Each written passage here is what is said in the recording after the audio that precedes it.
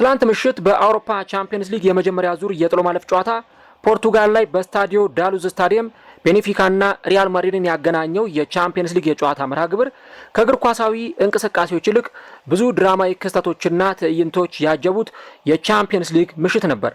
ጨዋታው በሁለተኛው አጋማሽ 50ኛው ደቂቃ ላይ ሲደርስ የሪያል ማድሪዱ ኮከብ ቪኒሺየስ ጁኒየር አስደናቂ ጎል በማስቆጠር ሪያል ማድሪዶችን መሪ ማድረግ ችሎ ነበር። ሆኖም ደስታውን በገለጸበት ጊዜ የማዕዘን ምት መምቻው ባንዲራው ጋር በመሄድ ነበረ ያንን ደስታውን ሲገልጽ የነበረው። እናም በዛ ሰዓት ከደጋፊዎች የተለያዩ ቁሳቁሶች ወደ ተጫዋቹ መወርወር ጀመሩ። ይህ ድርጊት በሜዳ ላይ ባሉ ተጫዋቾች መካከል አለመግባባት እንዲፈጠር ምክንያት ሆኗል። ከዚህም በመቀጠል ውጥረቱ እጅግ በጣም ከፍተኛ ነበር። በ60ኛው ደቂቃ ላይ ቪኒሺየስ ከቤኔፊካው ዣንሉካ ፔሪስቲያኒ ጋር ንግግር ካደረገ በኋላ የዘረኝነት ስድብ እንደደረሰበት ለጨዋታው ዳኛ ለቴሼር ነበረ ያንን ነገር የገለጸው። ዳኛውም በእጃቸውን በማመሳቀል በተለይም ፊፋ ያስተዋወቀውን የዘረኝነት ምልክት በማሳየት ነበረ ጨዋታው እንዲቆም ያደረጉት። ቪኒሺየስ ጁኒየር ጨዋታው እንዲቋረጥ ለዳኛው ጥያቄውን አቀረበ። እናም ደግሞ ሜዳውን ጥሎ በመውጣት ወደ ተጠባባቂ ወንበር ላይ ነበረ ሲቀመጥ የተመለከትነው። ከቤኔፊካው አሰልጣኝ ጆዜ ሞሪኖ ጋርም ሲነጋገር ተመልክተናል። ጨዋታው ብዙ ድራማዎች፣ ብዙ ውዝግቦች፣ ብዙ ትዕይንቶች የተመለከትንበት ነበር። ከዚህም በተጨማሪ ካርዶችም ሲመዘዙበት የነበረ የጨዋታ መርሃ ግብር ነው። ጨዋታው ከተቋረጠ ከ10 ደቂቃዎች በኋላ መልሶ ጨዋታው ቀጠለ። ነገር ግን የቤኔፊካ ደጋፊዎች በቪኒሺየስ ላይ መጮሃቸውን አላቋረጡም። ጨዋታው ከተጠናቀቀ በኋላ ብዙ አስተያየቶች፣ ብዙ ነገሮች ሲባሉ የነበረበት የጨዋታ ምሽት ነበር።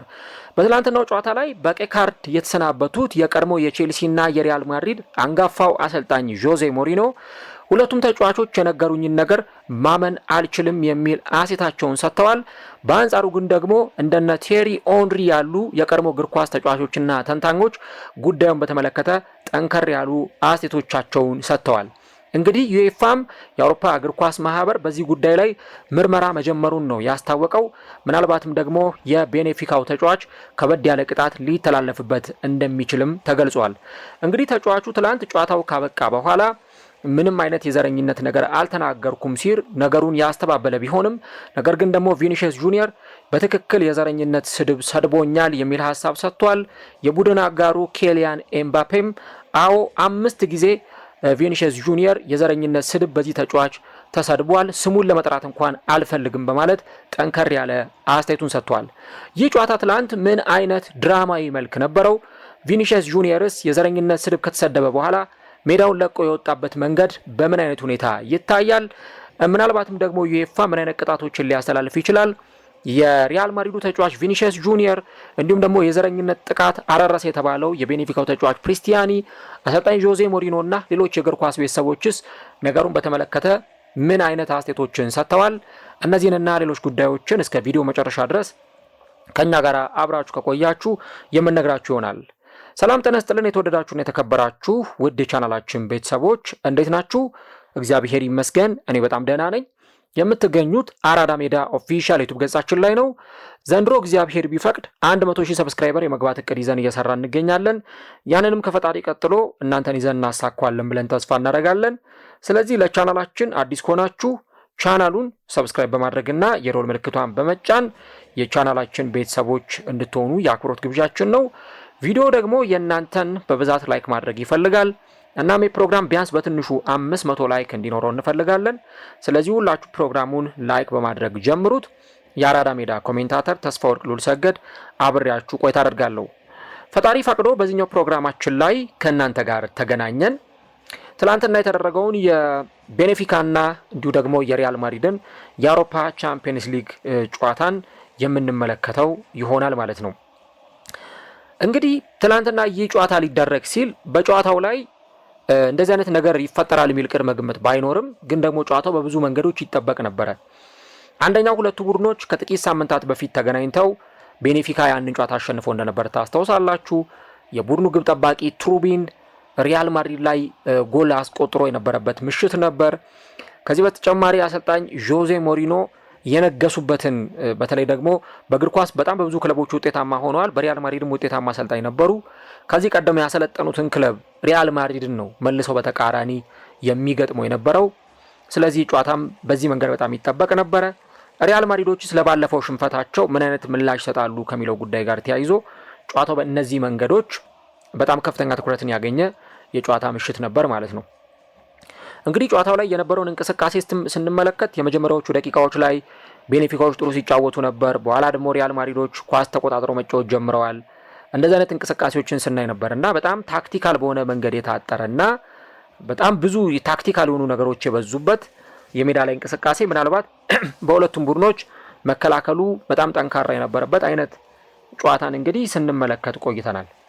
ግን ደግሞ የትላንትናው ጨዋታ ከእግር ኳሳዊ ትዕይንቱ ይልቅ ከእግር ኳስ ውጪ ወይም ደግሞ ይሄ ከሜዳ ላይ ካለው የኳስ እንቅስቃሴ ውጪ የሆኑ ነገሮችን ትላንትና እየተመለከትንበት ነበር። እንግዲህ ትላንት ቪኒሺየስ ጁኒየር የሪያል ማድሪዱ ተጫዋች 50ኛው ደቂቃ ላይ እጅግ በጣም ቆንጆ የምታምር ጎል አስቆጥሮ ነበር።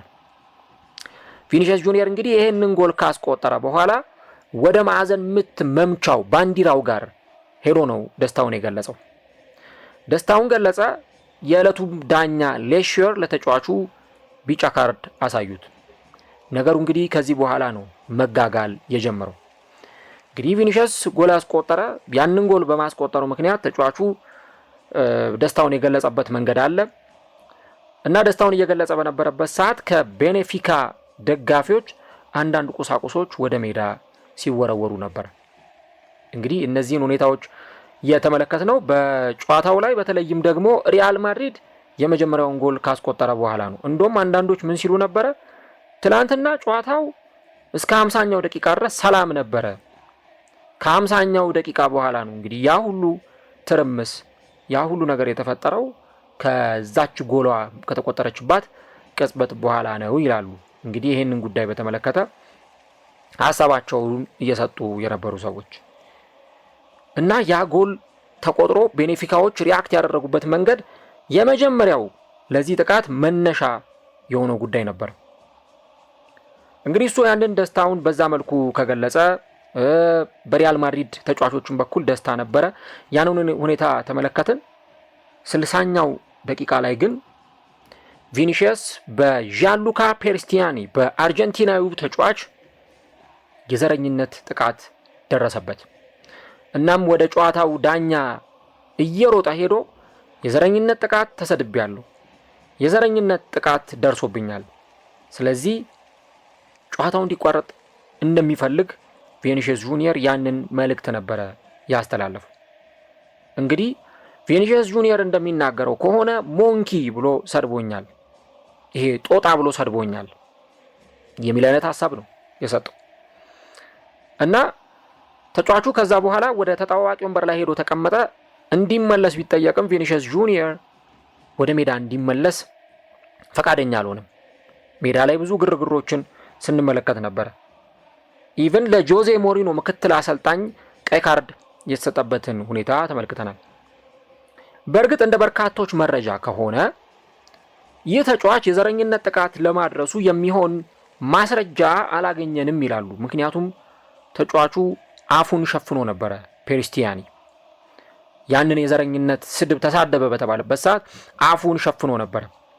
ስለዚህ ዋናው ዳኛም ሆነ ረዳት ዳኞቹ ያንን ነገር የሚሰሙበት ምንም አይነት ሁኔታ አልተፈጠረም ነበረ። ነገር ግን ቪኒሺየስ ጁኒየር በትክክል ስድብ ተሰድቤያለሁ፣ የዘረኝነት ጥቃት ደርሶብኛል በሚል ያመለከተው ጉዳይ ነው።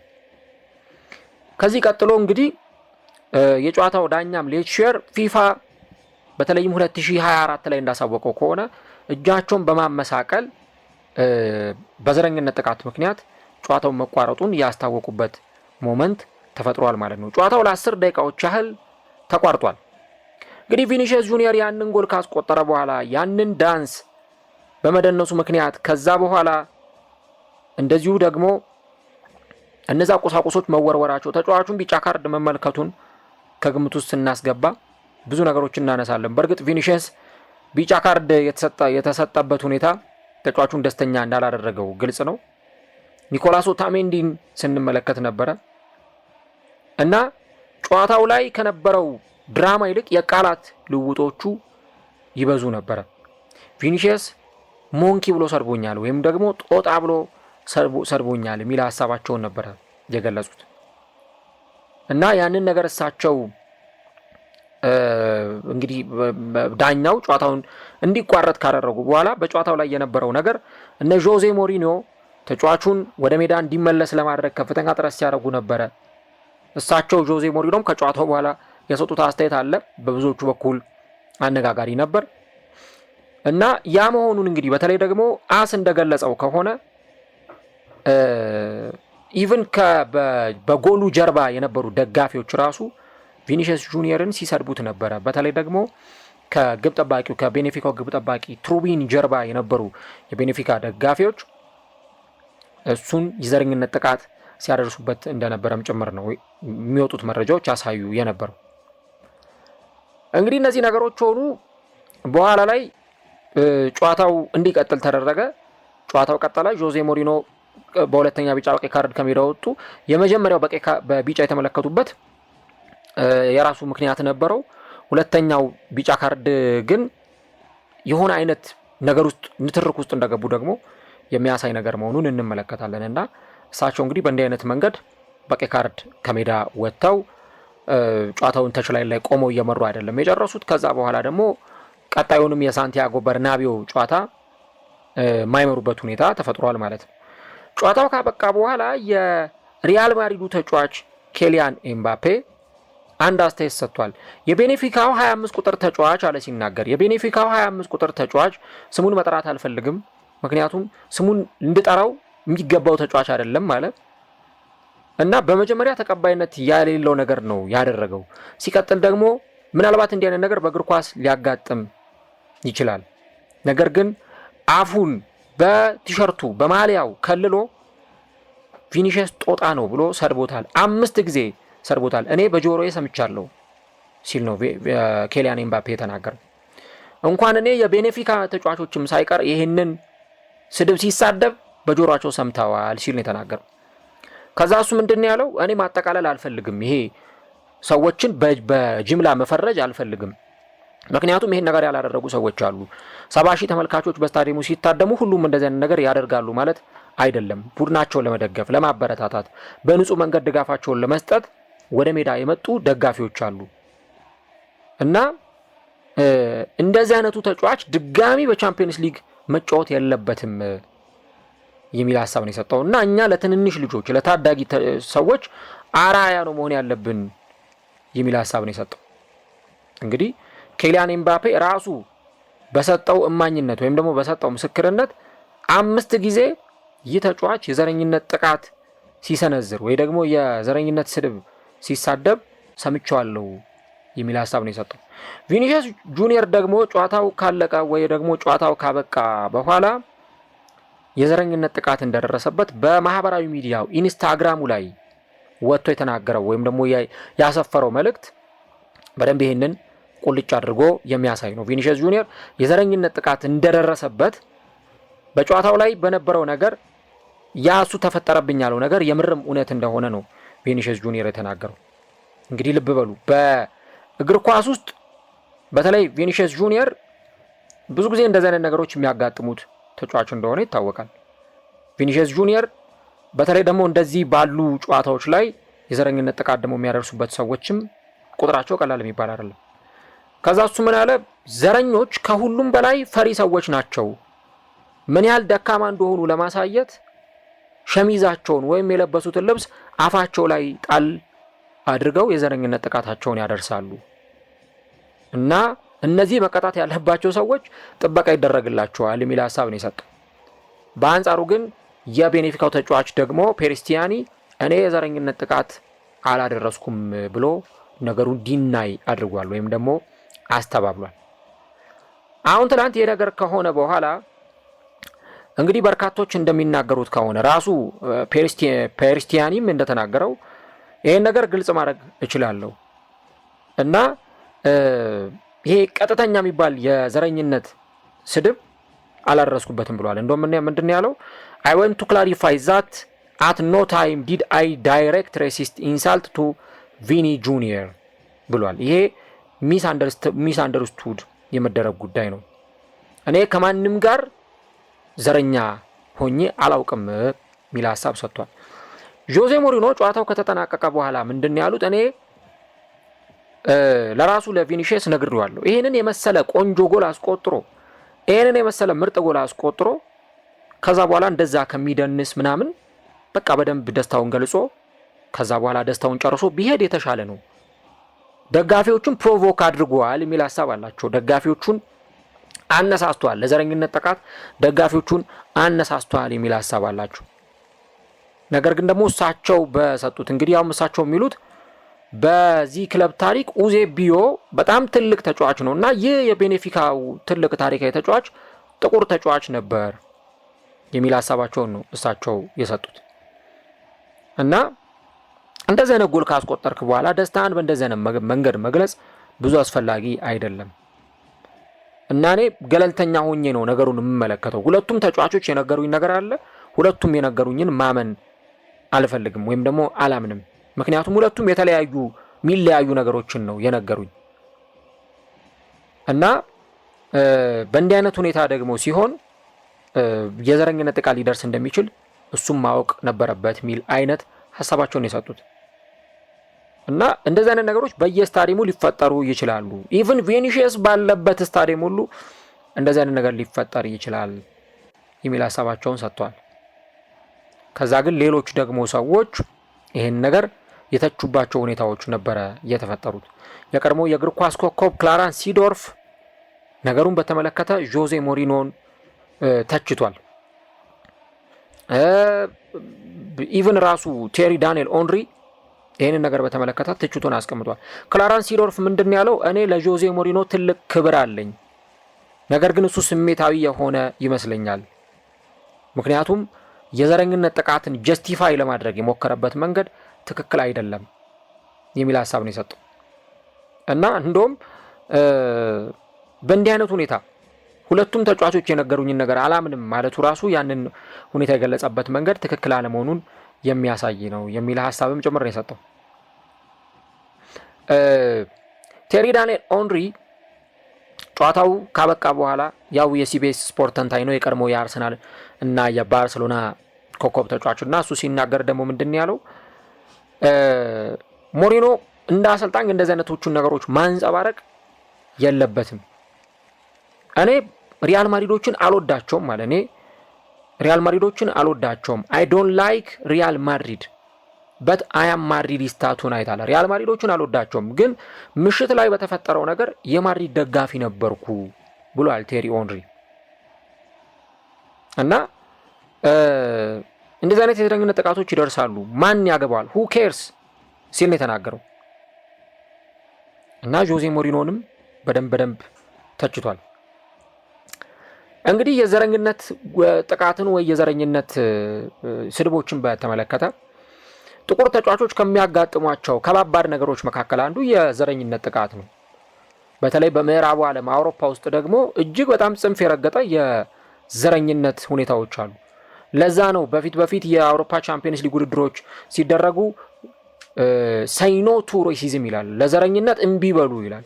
ፕሪሚየር ሊግ ራሱ አሁን ያለው መፈክር ኖ ሬሲዝም ነው፣ በቃ ዘረኝነት የለም ነው።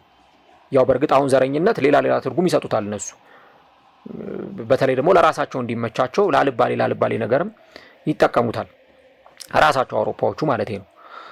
አልባሌ ነገር ስላችሁ ያው ይገባቸዋል ምን ለማለት ፈልጌ እንደሆነ። ያው እነዚህ ከተመሳሳይ ጾታ አፍቃሪዎች ምናምን ጋር ያገናኙታል ዘረኝነትን። ያው ስለ ነገሩ ዲቴል አልገባም ዩቲዩብ ፕሮግራሙን እንዳያነሳብኝ። ግን ዋናውና ትልቁ ነገር ምንድነው? በቃ ዘረኝነት የሚባለው ነገር ይሄ የቆዳ ቀለምን መሰረት ያደረገ ተጫዋቾችም ላይ የሚደረግ አታክ ነው። የቀድሞው የማንቸስተር ሲቲ ኮከብ የኢንተር ሚላን የኤሲ ሚላን ተጫዋች ማሪዮ ባሎቴሊ እኛ ጥቁር ጣሊያናዊ ተጫዋች የለንም እየተባለ ሜዳ ውስጥ ይሰደብ ነበር። ጦጣ እየተባለ ሜዳ ውስጥ ይሰደብ ነበር። ዝንጀሮ እየተባለ ሜዳ ውስጥ ይሰደብ ነበር። እንግዲህ በእንዲህ አይነት መንገድ የዘረኝነት ጥቃቶች ይደርሱበት የነበረ ተጫዋች ነው ማሪዮ ባሎቴሊ እና ሜዳ ውስጥ ሁሉ እስከ ማልቀስ ደረጃ ሜዳ ጥሎ እስከ መውጣት ደረጃ ቢደርስ ነበር ማሪዮ ባሎቴሊ እንደምታውቁት።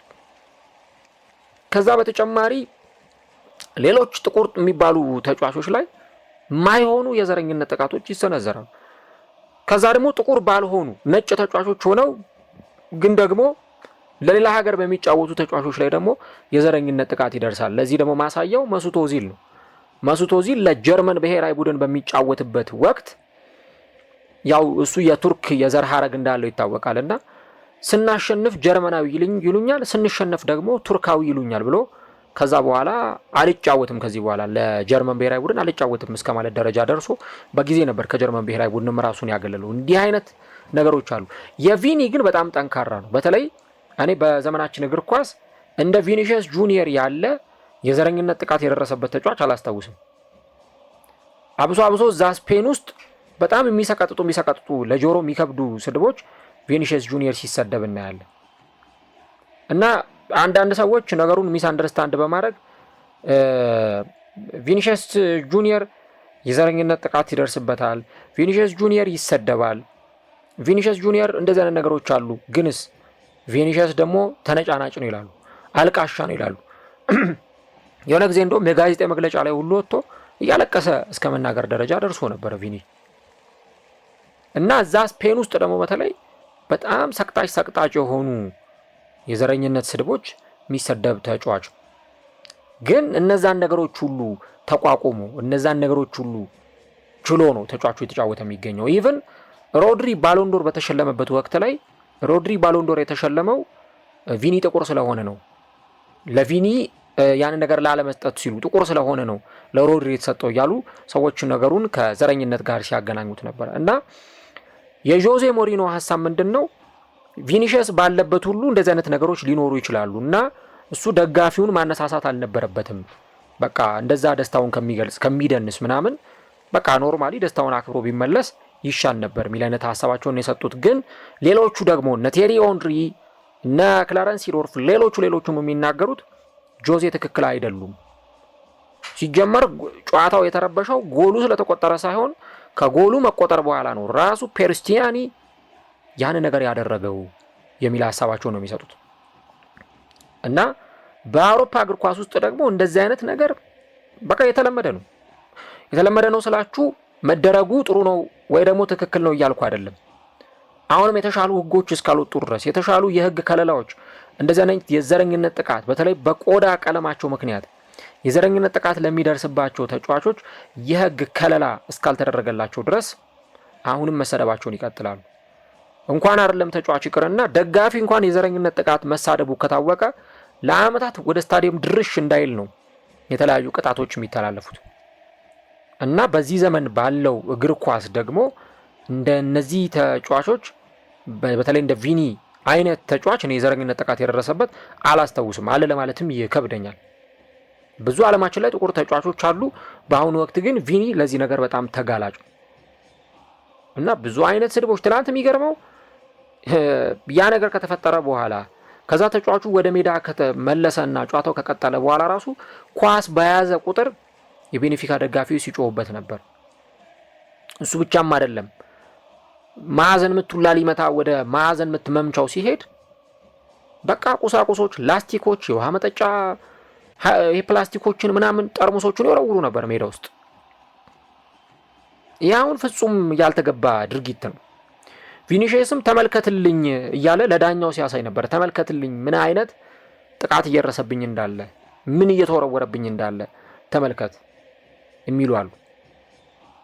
እናያለን እኮ ምን አሁን በተለያዩ ጨዋታዎች ላይ ለምሳሌ በቅርቡ አንድ ጨዋታ ላይ አርሰናል ከሜዳ ውጭ እየተጫወተ ዴክላን ራይስ የማዕዘን ምት ሊመታ ሲል ባለሳሳት የቼልሲ ጨዋታ መሰለኝ የካራቦ ካፕ የመጀመሪያው ዙር ጨዋታ ማለት ነውና የቼልሲ ደጋፊዎች ይወረውሩ ነበር። አንዳንድ ሃይላንዶች ምናምን ይወረውሩ ነበር። ተጫዋቾቹ ያንን አክሴፕት የሚያደርጉበት መንገድ ነው ማተር የሚያደርገው። በስፔን ላሊጋ ዳኒ አልቬዝ ያውም እሱ ይሄ ኤክስትሪም ጥቁር የምትሉት ተጫዋች አይደለም፣ ግን ደግሞ ነጭም ተጫዋች አይደለም። ዳኒ አልቬዝ ሙዝ ተወርውሮበታል። ሙዝ አንዳንዴ ያልተበላ ሙዝ ይወረውሩባቸዋል፣ አንዳንዴ የሙዝ ልጣጭ ይወረውሩባቸዋል። ከዛ ግን እሱ ያንን የሙዝ እንደውም በልቶ ያሻማው የማዕዘን ምት ጎል ነበረ የሆነው። እንደዚሁ ደግሞ መስዑድ ኦዚል ዳቦ ተወርውሮበት ያውቃል፣ ግን ደግሞ እሱ ዳቦውን ስሞት ነው ያስቀመጠው በክብር ማለት ነው። እና እነዚህ አይነት ነገሮች እግር ኳሱ ላይ በጣም እግር ኳሱን ያጨቀዩ ናቸው። ይሄ የዘረኝነት ጥቃት በጣም ኤክስትሪም የሆኑ የዘረኝነት ጥቃቶች እንዳሉ እናውቃለን። እና ለዚህ ዩኤፋ አሁንም ጠበቅ ያለ ህግ ካላወጣ ዝም ብሎ በመርህ ደረጃ ቪኒም የተናገረው ይሄንን ነው። በቃ በመርህ ደረጃ መቅጣት እንዳለባቸው ያውቃሉ። the protection of others who theoretically አለ have the obligation to punish መቅጣት ያለባቸውን ሰዎች መቅጣት እንዳለባቸው ያውቃሉ በመርህ ደረጃ፣ ነገር ግን ድጋፍ የሚሰጡት ለነሱ ነው የሚል ሐሳብ ነው የሰጠው። they have on their side ብሎ ተናግሯል ቪኒ። እና እንግዲህ የመልሱ ጨዋታ ላይ በእርግጠኝነት ይሄ ተጫዋች ምን አይነት አቀባበል ሊደረግለት እንደሚችል አላውቅም። በጣም ይከብዳል። ብዙ ተጫዋቾች ብዙ የቤኔፊካ የሪያል ማድሪድ ደጋፊዎች ተጫዋቹን የሚቀበሉበት መንገድ ሳስበው የሚከብድ ይመስለኛል። ብዙ ስድቦች፣ ሌላ ደግሞ ተጫዋቹ ላይ ብዙ ጥቃቶች ሊደርሱበት ይችላሉ። ግን ዩኤፋ ይህን ነገር በደንብ ሲሪየስ አድርጎ መመልከት ይኖርበታል። በጣም ሲሪየስ ነገሩን በሲሪየስ ዝም ብሎ በመርህ ደረጃ ቅድም እንዳልኳችሁ በፊት ኖ ሬሲዝም ሲባል በቆዳ ቀለማቸው ምክንያት ወይ ደግሞ ቅድም እንዳልኳችሁ እንደነ ኦዚል ለሌላ ሀገር የሚጫወቱ ተጫዋቾች በሚደርስባቸው የዘረኝነት ጥቃት ምክንያት የሚታወቅ ነገር ነው። አሁን ግን ለራሳቸው እንዲመቻቸው ገልብጠውት ኖ ሬሲዝም የሚለውን ከሌላ ነገር ጋር አገናኝተውታል። እና ያ ነገር ነገሩን ችላ እንዳይባል ችላ እንዲባል እንዳያደርገው እንዲሸፋፍነው እንዳያደርገው በጣም ከፍተኛ ስራ መስራት ይጠይቃል። ያን ነገር ካልተደረገ አሁንም ቪኒሺየስ ላይም ሌሎች ተጫዋቾች ላይም እንደዚህ አይነት ጥቃቶች መድረሳቸው አይቀርም። ቅድም እንዳልኳችሁ ስፔን ላ ሊጋ ላይ ብታዩ ቪኒሺየስ ጁኒየር የማይሰደብበት ስታዲየም የለም። በቃ ሁሉም የዘረኝነት ጥቃት ያደርስበታል፣ የሚታወቅ ነገር ነው። እና ቢያንስ ለእንደዚህ አይነቱ ተጫዋች ደግሞ ከለላ ማድረግ በጣም አስፈላጊ ነገር ነው። ያን ነገር ማድረግ ካልተቻለ ግን አሁንም የዘረኝነት ጥቃቱ ይቀጥላል። እና ይህን ነገር ለማለት ያክል ነው። እንዴት ተመለከታችሁት የጨዋታውን በአጠቃላይ የነበረውን ነገር? እኔ ቪኒ ትክክል ነው ብዬ ነው የማስበው። እንግዲህ ተሰድቧል አልተሰደበም የሚለው ሌላ ክርክር ይሆንና ግን ሜዳ አልጫወትም ብሎ መውጣቱ በቃ ትክክለኛ የጀግና ተግባር ነው ያደረገው። ምክንያቱም እስከ መቼ ድረስ እንደዚህ የዘረኝነት ጥቃት አንድ ሰው እኮ ሲወለድ ፈጣሪ ሲፈጥረው በአምሳሉ ሲፈጥረው ምንም አድርጎ ሊፈጥረው ይችላል። ነጭም ጥቁርም ቀይም ጠይምም አድርጎ ሊፈጥረው ይችላል። በእርሱ በፈጣሪ ፍጥረት እንግዲህ ጥቁር አድርገህ ፈጠረኝ ብሎ አልተፈጠረም። ቪኒሺየስ ጁኒየር ሲፈጠር በቃ የቆዳ ቀለሙ ነው። ስለዚህ መርጦ ባልተፈጠረበት የቆዳ ቀለሙ እንደዚህ አይነት የዘረኝነት ጥቃት ሲደርስበት ኖ በቃኝ ብሎ ሜዳ ለቆ መውጣቱ፣ ከዚህ ቀደም እንዳልኳችሁ ባሎቴሊ ሜዳ ለቆ ወጥቶ ያውቃል። በቃ እስከ መቼ እንደዚህ ብሎ ማለት ነው። እንዲሁም አንዳንዴ እኮ ጭራሽ ከዚህ ቀደም የጦጣ ማስክ ምናምን የዝንጀሮ ማስክ ሁሉ እያደረጉ ሜዳ ይገባሉ ተጫዋቾችን ለመስደብ ማለት ነው። እና በተለይ አፍሪካውያን ተጫዋቾች ወይ ጥቁር ተጫዋቾች እንደዚህ አይነት ነገሮች በጣም ቪክቲም ናቸው። እና ስለ ጉዳዩ ምን ትላላችሁ? ሀሳቦቻችሁን ጻፉልን። እንግዲህ ዩኤፋ ኢንቨስቲጌሽን ጀምሯል። ተጫዋቹ ተሳድቧል ወይስ አልተሳደበም የሚለውን ነገር ግን የምር ተሳድቦ የሚገኝ ከሆነ በትክክል የአውሮፓ እግር ኳስ ማህበር መሳደቡን አረጋግጫለሁ የሚለው ድምዳሜ ላይ ከደረሰ እንደውም አንዳንዶች የሚሉት እስከ 10 ጨዋታ ሁሉ ቅጣት ሊተላለፍበት እንደሚችል ነው እነዚህ መረጃዎች የሚያሳዩትና ነገሩ በጣም ከባድ ነው ለማለት ያክል ነው። እስቲ እናንተም ሀሳቦቻችሁን ስጡበት፣ ተወያዩበት። ስለ ዘረኝነት ጥቃትስ ምን ትላላችሁ? ኮሜንት ላይ ሀሳቦቻችሁን ልታጋሩ ትችላላችሁ። ለማንኛውም እንግዲህ ቪኒ ላይ የደረሰው የዘረኝነት ጥቃት ትላንትና በብዙዎቹ በኩል መነጋገሪያ ርዕስ የነበረ ብዙዎቹን ሲያነጋግር የነበረ እና በእግር ኳስ አሁንም ይሄ ነገር እንዳልቀረ እግር ኳስ ውስጥ በነገራችሁ ላይ ይሄ ነገር አውሮፓ ውስጥ ብቻ አይደለም። የሚገርመው እዚህ ኢትዮጵያ ውስጥም ሳይቀር እንደዚህ አይነት ተጫዋቾች ላይ የሚደርሱ ጥቃቶች አሉ። ተጫዋቾች ላይ የሚሰነዘሩ ነገሮች አሉ። ተጫዋቾችን የሚሰድቡ ደጋፊዎች አሉ። ጥቁር ተጫዋቾች ስለሆኑ ምናምን አይደለም፣ በማንነታቸው በቤተሰባቸው ምናምን። እኔ አስታውሳለሁ የሸገር ደርቢ ጨዋታ ዘንድሮ ሲደረግ ስታዲየም ገብቼ ጨዋታውን አይቼው ነበረ። አዲስ አበባ ስታዲየም የሸገር ደርቢ የቅዱስ ጊዮርጊስ እግር ኳስ ክለብና ኢትዮጵያ ቡና ጨዋታቸውን ሲያደርጉ የቡና ደጋፊዎች ከመጀመሪያው ጀምሮ አቤልን ሲሰድቡት ነበረ የፈረሰኞቹን ተጫዋች። በቃ አቤልን ሲሰድቡት በቃ ያው የሆነ ተጫዋችን እኮ አንዳንዴ እንትን ማለት ሊኖር ይችላል፣ መሳደብ ምናምን ሊኖር ይችላል፣ ወይ ደግሞ ሜዳ ላይ ጥሩ ፐርፎርም እንዳያደርግ ወይ ደግሞ የሆነ አይነት ነገር ስሜት ሊሰማቸው ይችላል። ግን በቃ ሲሰድቡት ነበረ። ከዛ ጎል አስቆጠረ። እንደውም ጎል ካስቆጠረ በኋላ ነው ነገሩ እየቀነሰ ሄዶ እንጂ በጣም እንደዚህ አይነት ስድቦች ነበሩ። እና ይሄ ዓለም ላይ ኮምፕሊትሊ መቅረት ያለበት ነገር ነው የሚለውን ሀሳብ ለመስጠት ያክል ነው። እናንተም ኮሜንት ላይ ሀሳባችሁን ስጡበት። እንግዲህ በቀጣይ የአውሮፓ እግር ኳስ ማህበር ደረስኩበት ያለውን እውነታ ደግሞ ሲያስታውቅ እሱን እንግዲህ የዛኔ አብረን የምንመለከተው ጉዳይ ይሆናል ማለት ነው።